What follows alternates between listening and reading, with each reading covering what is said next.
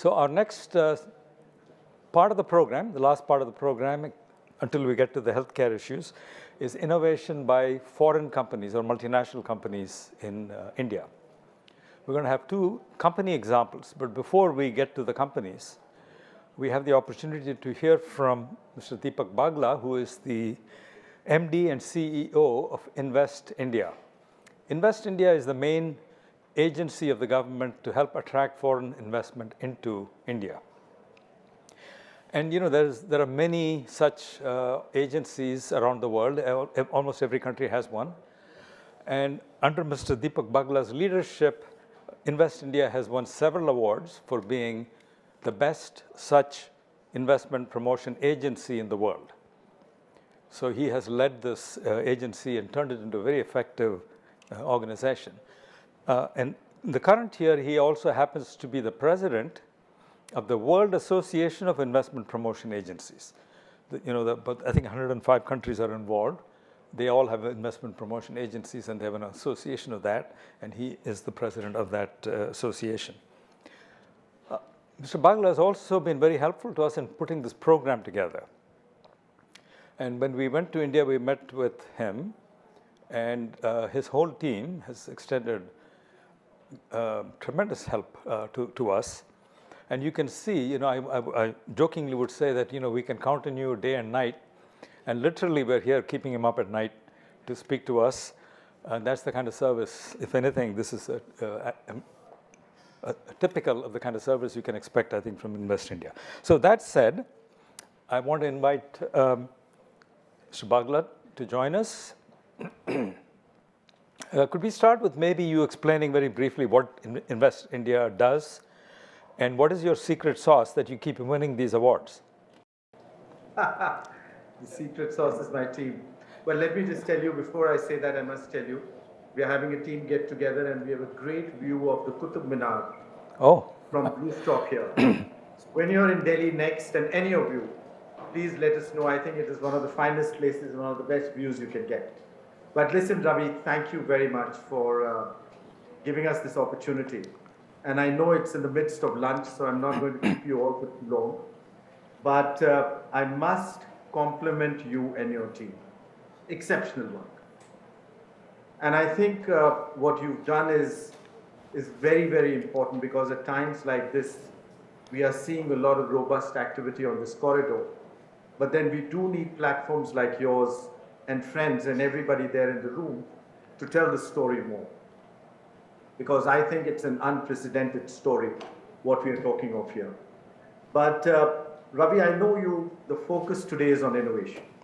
Correct. And before I get into that, let me give you a quick 2-minute thing on Invest India, created actually in 2015 as the National Investment Promotion and Facilitation Agency. My first vertical is where I work with corporates across the globe to be that single point of contact for India, to help them with their business plans, to show them the opportunity in India. We give them a dedicated relationship manager who gets them all approvals, gets their business going, and even after the business is on, to help them in hand-holding it.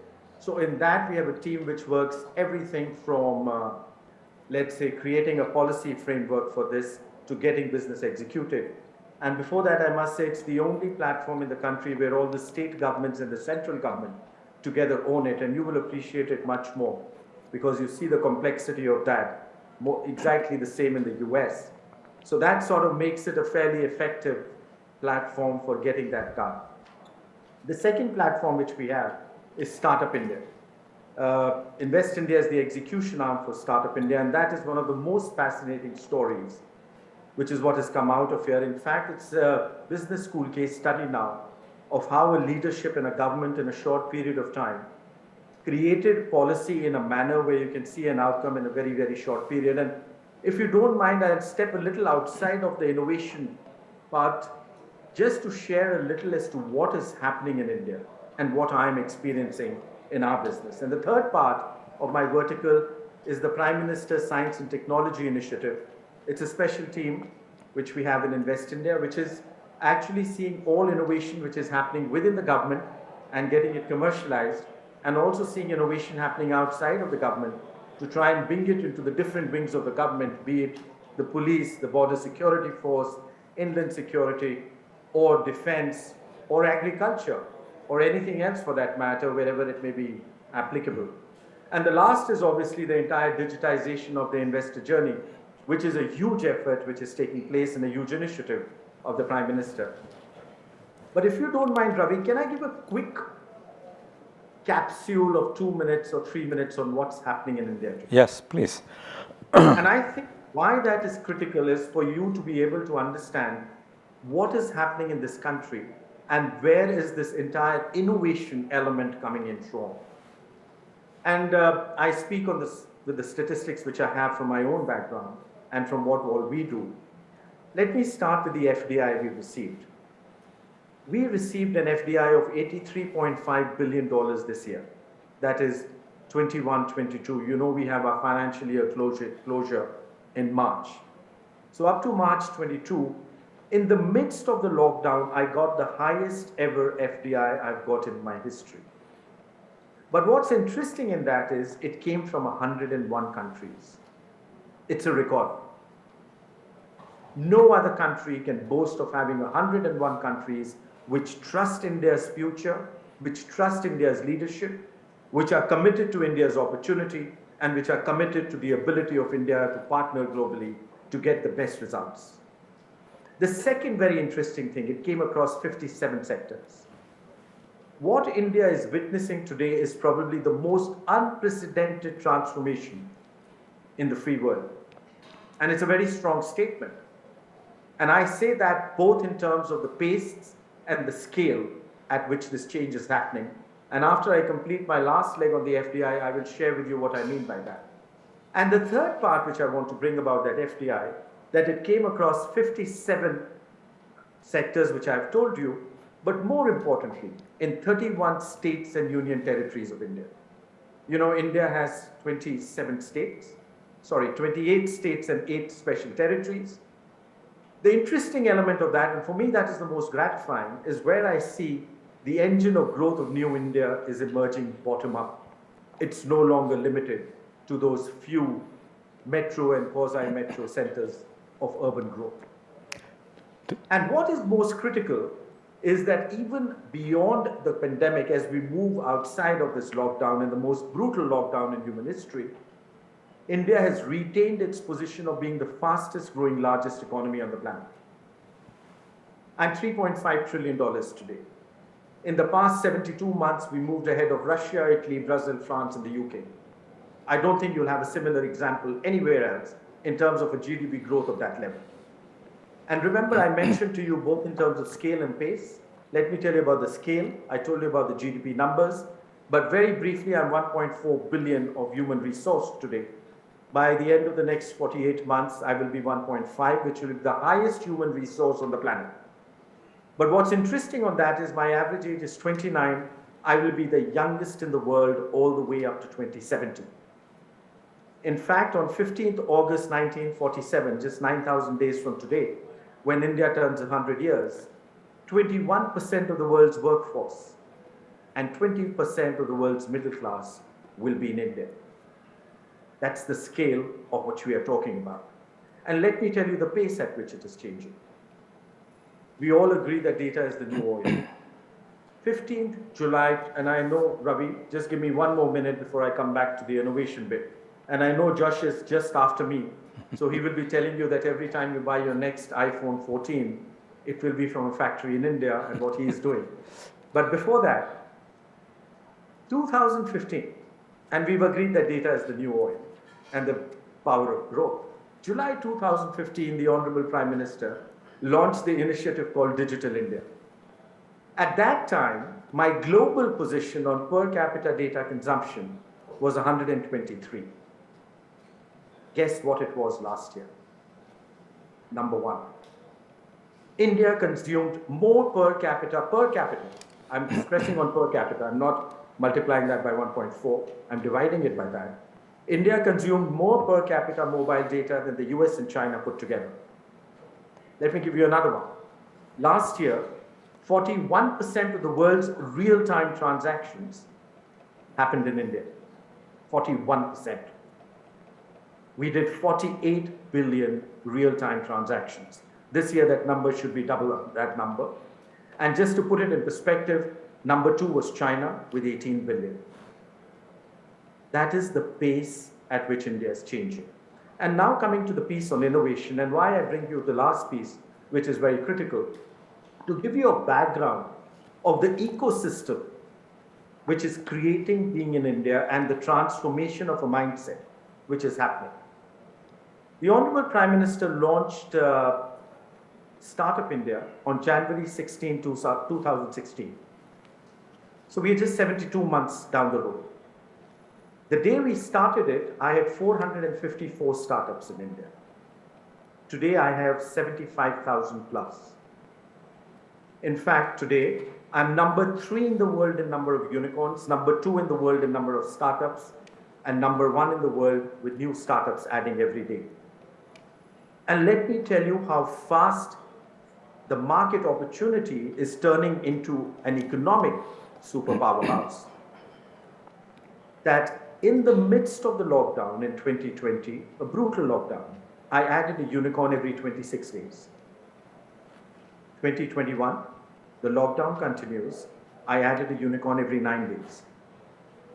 And the reason why I tell you this, Ravi, is to show you the sense of innovation and to show you the disruption which is happening in India in every aspect of our lives. It's unprecedented. And the interesting thing of my innovation is when I tell you about those 75,000 startups which are registered with me, half of them are from tier 3 and tier 4 cities in India. Don't forget, 11% of the world's population lives in my villages. I have 640,000 of them. And when I mentioned to you that the engine of growth of New India is now bottom up and not top down, this is where that engine of growth is. But what's more interesting is that each of these startups is giving us solutions. And the more varied those solutions be, the more is the richness of the innovation which is happening. And because you are seeing them giving you solutions from villages and small towns, these are solutions which are easily scalable, easily executable at a completely different price point and the breadth of the scalability. Today I have these startup solutions across 58 sectors. Now let me come back to the point very specifically on US and India, and you've had a very rich morning today, and you've had discussions on that one. And I know the world's largest sustainable program as we speak of it, the water program, which is happening in India. Mr. Bharatlal spoke about it today, this morning. And the kind of innovation which is happening there. I don't know if he mentioned to you, even in the midst of the lockdown, in the past 24 months, they've reached out to over 600,000 600 million individuals. And when I meant reach out is to get them drinking water. By 2024 end, it will be 900 plus million individuals. And when I talk about drinking water, that is everything to do on the side of innovation, from digging a pipe to taking it there, to completely sustainable and innovative solutions where you're going to see recycling of water, managing grey water, even new meters to be able to manage it and to meter it, every element of it. I must say we've got a number of US companies which have been a part of this entire innovation effort. But let me just share with you a little more thought on what is happening on the partnership. And because I know, Ravi, you wanted me to very specifically mention on that. By the way, I must tell you, I get too carried away when I start talking, so please stop me whenever you want me to. No, I'm feverishly writing down, taking notes. And we are all listening with rapt attention. And if I was a multinational company and I had money to invest, by now I might have already signed the check. No, Ravi, it is unprecedented.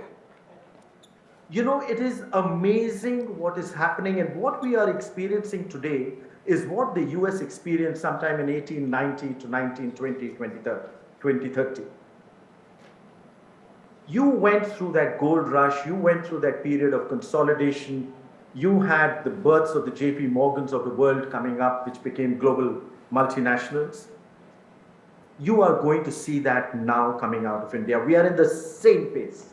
It's just that the scale and the pace is moving at a completely different direction. Before I come to innovation, let me give you one more point, which is one of the biggest transformation methods. I mentioned to you 11% of the world's population lives in my villages. Every minute, Ravi, every minute, 30 people, 30, are moving from a village to a city in India. In the next 10 years, I have to create a new United States of America. That's the urbanization which is happening in India. And one very critical factor of a society's ability to adopt and adapt new innovation, and that's a social fact, is the level of migration which any society has experienced. The more the migration, the better their adaptability and adoptability. And again, let me just put it in perspective. If I just look at the year, just a year before the pandemic, 2019, do you want to take a guess how many people traveled with a ticket on my railways? That, I'm sorry, say we know the answer. It's 22 million. Nowhere close to that. Oh gosh, I flunked.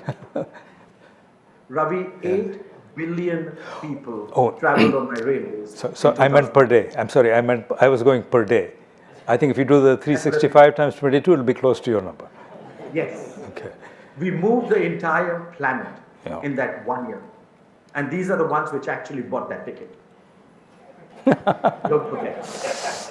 So now coming, why is it that India is where everybody is looking to partner? And let me start with one fact. Today, virtually of all your Fortune 500 companies, I would say a very large number of them have an R&D center in India. India today is the #1 R&D destination of global corporates having their R&D centers outside of their head office. We've opened over 1,240 of them in the past 60 months. That's the sense of innovation where India has picked up from. So when you talk, for example, what is the name of that helicopter which is being used at the White House? Sikorsky? No. No. Huh? Black Hawk? No. I think it's the Apache, right? Oh, okay, okay. The Boeing Apache. Yeah. The fuselage is now made in India as a joint venture. When Google is trying to create a sandbox for all its low bandwidth solutions, it's all happening in India first. Google Pay started in India before it reached anywhere else in the world. These are just some of the thoughts which are happening, which is, I was just speaking before coming to you, I called up the senior person in Intel and was asking them, what is it which they are doing in their R&D center? And I'm just reading out, do pardon me. They said complete end-to-end server design for network and computation. All AI inference and training accelerator for both hard as well as algorithms for softwares, for hardware and software. The x86 core design is being done in India. The server client and the IoT platform, both hardware and software, in India. The foundry services for the 16nm, 3nm and 18A process technology, India. I have a company which is now setting up a completely no single individual involved, entire supply chain of manufacturing and engineering product, completely based on AI and robotics in India. Their concept plant is already in operation. It is amazing of the level of activity on innovation which is happening in India. And one of the primary reasons of that is India's ability. I'll give you an example of that one. Our mission to Mars. We got it right on the first shot, and the cost was 1/10th of that, which was when the US did the same. 1/10. They do it better, they do it cheaper. The frugality and the excellence which is coming up with it is what is bringing all these corporates into India to partner with India and to come up with these very exciting innovation solutions. And you know, there were some very interesting ones which the team searched for me, especially what happened during the times of COVID. Very interesting. You know the US company Zipline. They were of immense help to us during some of our most difficult times. They were the ones which partnered with Indian companies and provided medicines right across the country on the back of their drone delivery service. They have again partnered with India. You know, Target's India team has created the 3D online shoppable rooms. They've enhanced the entire guest experience, and there is a huge impact on the kind of bottom lines and the top lines which they are searching on that. But very interesting, another one, you know, the Cisco Launchpad originated this one. There was a thing called Cloud Physician. They've developed a radar with Cisco. And what this does is it provides remote ICU management solutions. And these were of very great help to us, especially during the emergency hospitals, which we had set up across the country for COVID. These are just some of the examples which I'm sharing with you. The more interesting ones, I know Josh is going to be there next. He'll give you the entire story of how your next iPhone is going to be coming from here. He's going to be giving you the story. Maybe Josh is not going to do that, but a number of global automobile majors have designed and manufactured and produced their cars in India. In fact, one of the largest selling segment A cars of the world has been completely designed and manufactured in India, 98%. The sense of innovation which they are getting, and this is the bottom line, which is what I want to bring, and which is where India's strength is, it's the ability to make it better with far less.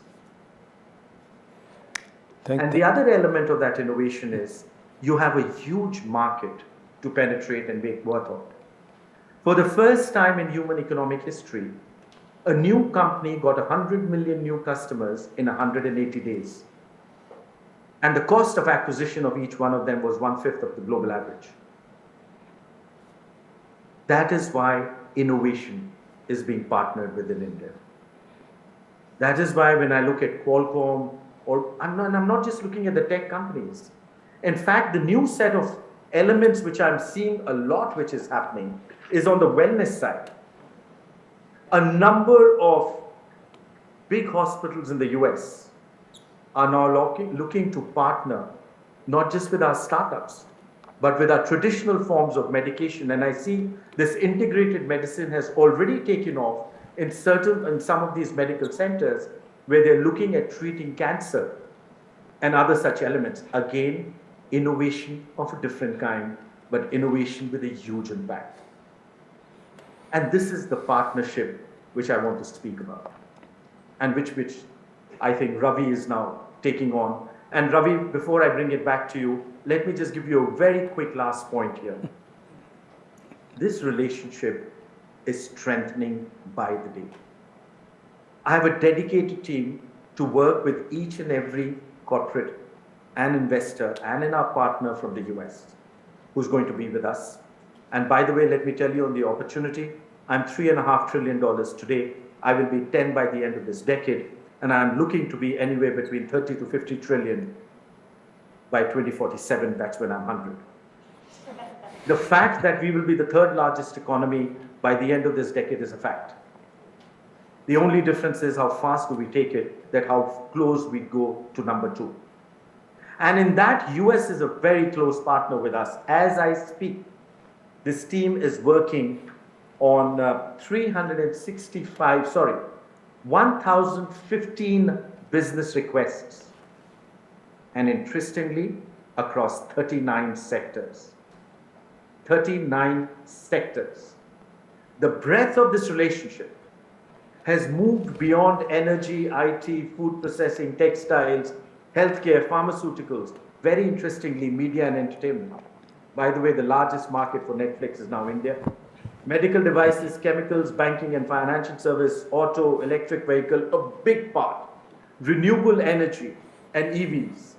This is now the new hotbed of innovation, and we are seeing virtually every US startup or a large corporate partnering with Indian startups and corporates, coming up with new solutions, not just for the US and India, but the entire world. Retail and e-commerce, the kind of innovation which is happening there. And not surprisingly, they're looking at India. There's a BCG study that every Indian born 2000 on will spend $240,000 in his or her lifetime. Multiply that by 1.5 billion in the next 24 months and 1.6 billion by 2047. Just see the number of zeros in that, and you will see the market size. Tourism, hospitality, I'm ending, Ravi. I know you're getting restless.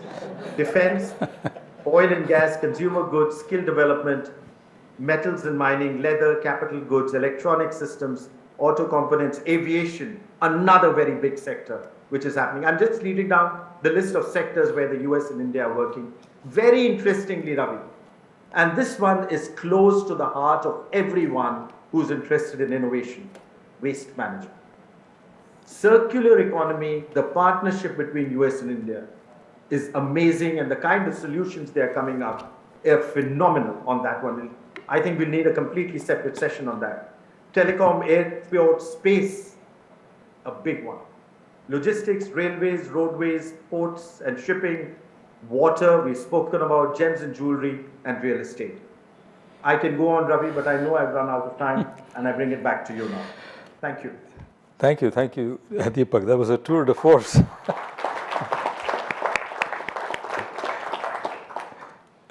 We're running a little bit over, but I think we need to carry on this conversation so we can pick your brains a little bit more. Position India in a global context. You've talked about all the wonderful things happening in India, but it's happening in a global context. In particularly a context in which the relationship between US and China is changing, and the relationship between India and China is changing. And China, you're potentially getting into both the lower end, where business may want to leave China and looking for someplace else to go. They've always wanted to come to India, but that hasn't really happened. But maybe now it's going to start happening, and we'll certainly explore that with Josh as well. But also at the high end now, you're getting semiconductors and all the other technology-intensive products and services. So position just, if maybe for the last couple of minutes, how do you see the global context shaping what's happening in India? There's a new world emerging, Ravi. That's a reality. There's a new world which is now based more on values, which is looking at that. And there's a new world which is now based on opportunity. India is one of the most open economies on the planet, besides providing the most open democratic structure in the free world. The opportunity and the freedom and the openness, I think, is a very strong value system, which is a very strong imperative for anybody who's looking to expand their balance sheet. I mentioned I'm 3 trillion today. I'll be 10 trillion by 2030, which is another just 7 years down. That means I'm going to add $6.5 trillion to the bottom lines of each one of those who partner with me in this journey. The other interesting thing, when I told you 101 countries partnered with me last year, in the past 7 years, I've had 165 countries partner with me. They trust India's leadership, as I told you. They trust India on what it is happening there.